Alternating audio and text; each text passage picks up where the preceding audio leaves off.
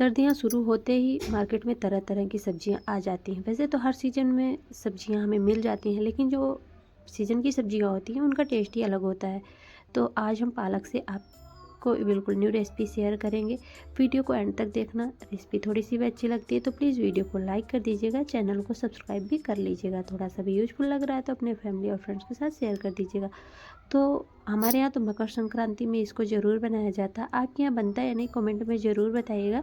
तो चलिए सबसे पहले हम पालक को कट कर लेते हैं। तो आज का नाश्ता मूंग दाल से बनाने वाले हैं हम। तो सबसे पहले हमें पालक को कट कर लेना है।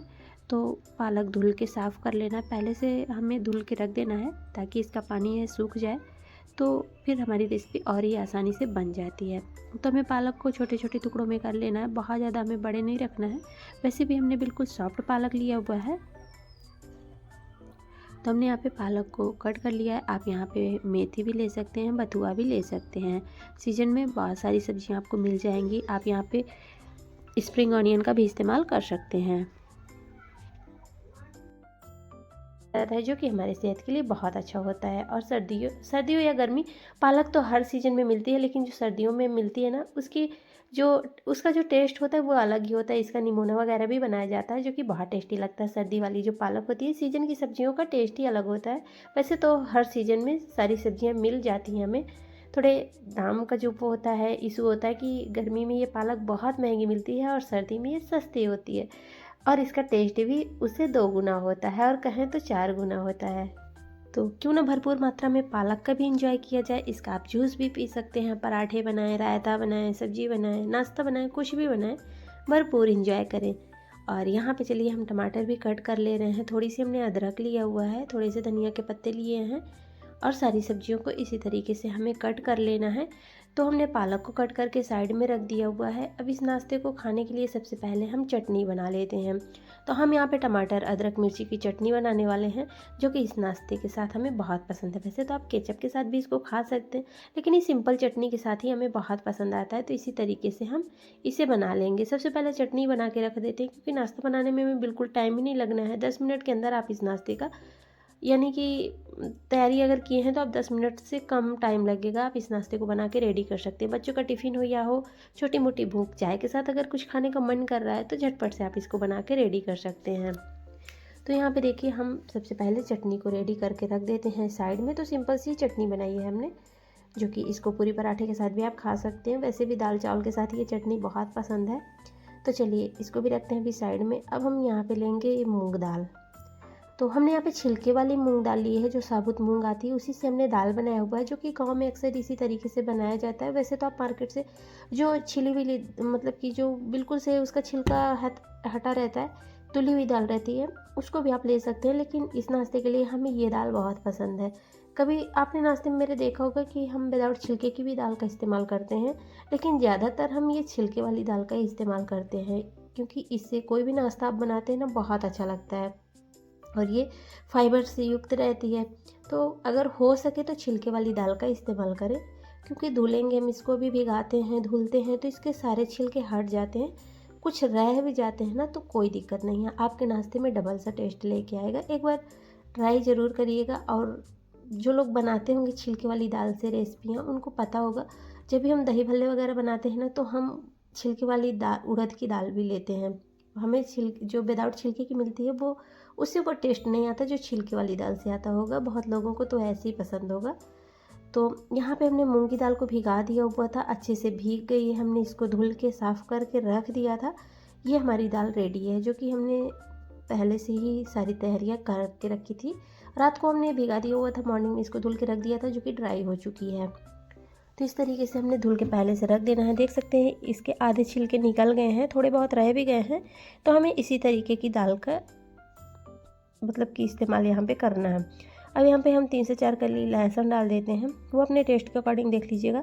मिर्ची, जितना आपको मिर्ची खाना पसंद है, हमने यहाँ पे एक ही मिर्ची डाली है, क्योंकि बहुत ज़्यादा हम यहाँ पे तीखा भी नहीं करेंगे। बच्चे खाते हैं तो फिर बच्चे इतना तीखा खा नहीं पाते।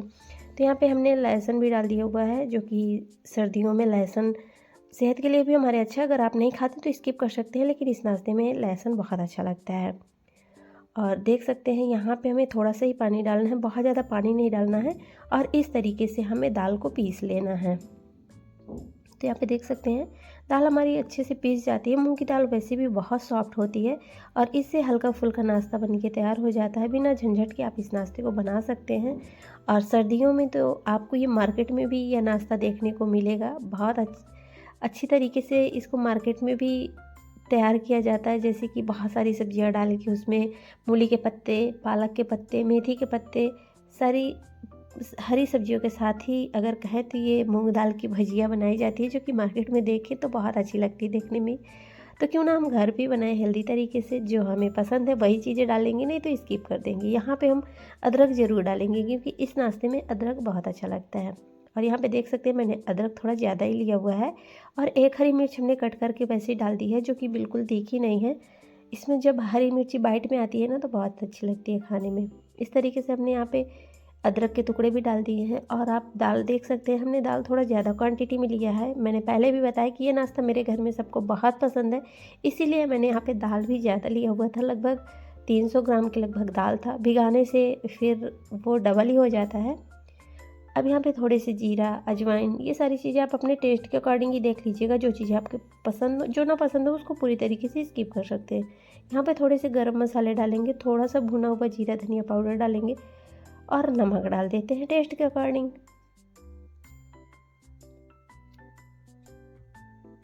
अब यहाँ पे हम कुछ मसाले नहीं डालेंगे, थोड़ा सा काली मिर्च का पाउडर दरदरा सा कूट के डाल दीजिए या तो ऐसे ही डाल दीजिए। अब यहाँ पे कुछ मसाले नहीं जाएंगे, बिल्कुल सिंपल तरीके से ही हम बनाएंगे क्योंकि हमें इसमें बहुत ज़्यादा मसाले नहीं पसंद है।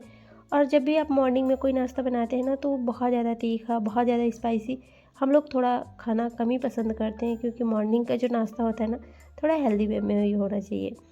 अब यहाँ पे देखिए हमें इसे अच्छे से मिक्स कर देना है। ना तो हमें यहाँ पे इनो डालने की ज़रूरत है, ना तो हमें यहाँ पे सोडा डालना है, ना तो हमें यहाँ पे दही डालना है।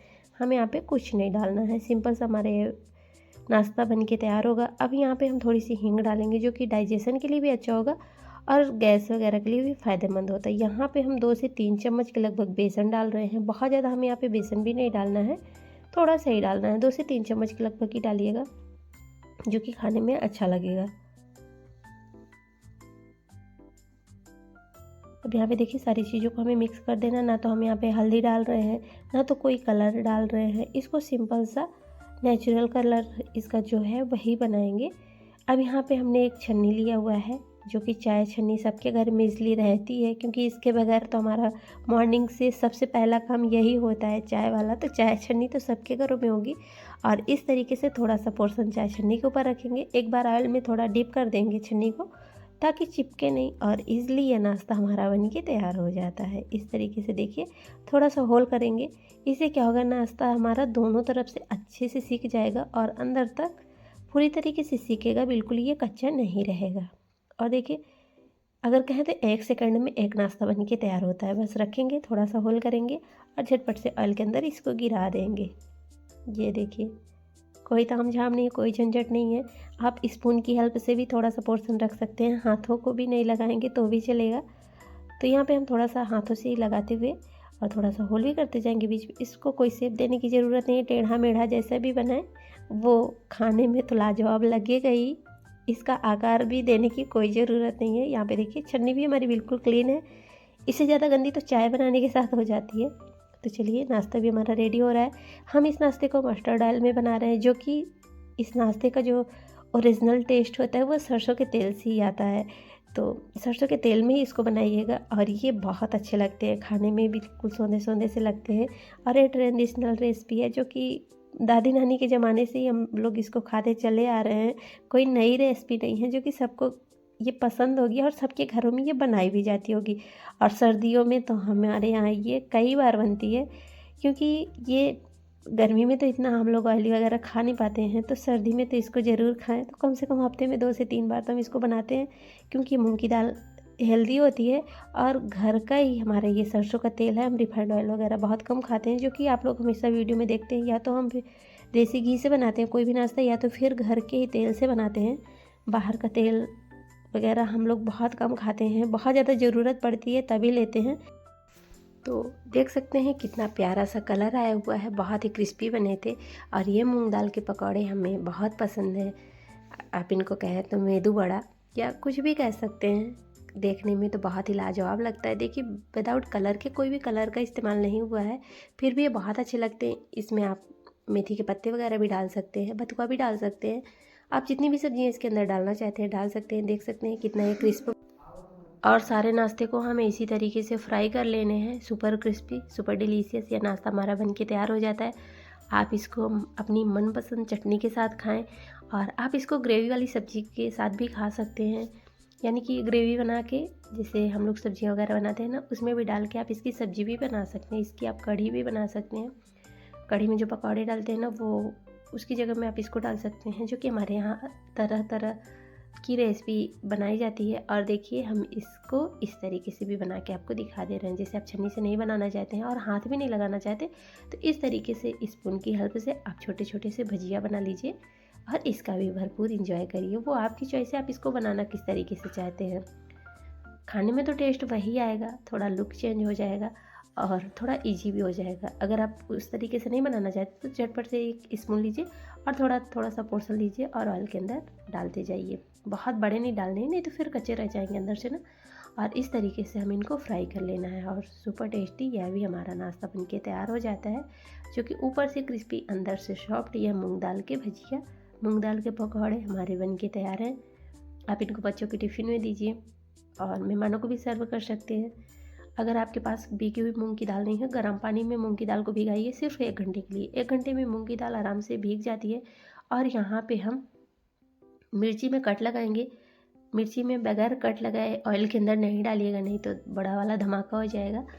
तो क्योंकि ऑयल के अंदर जब मिर्ची जाती है ना, तो बहुत ज़्यादा फट भी सकती है, इसलिए इसमें थोड़ा सा चीरा लगा दीजिए नाइफ़ की हेल्प से। फिर मिर्ची को ऑयल के अंदर डालिए और ये सिकी हुई मिर्ची पकौड़े के साथ बहुत ही मस्त लगती है।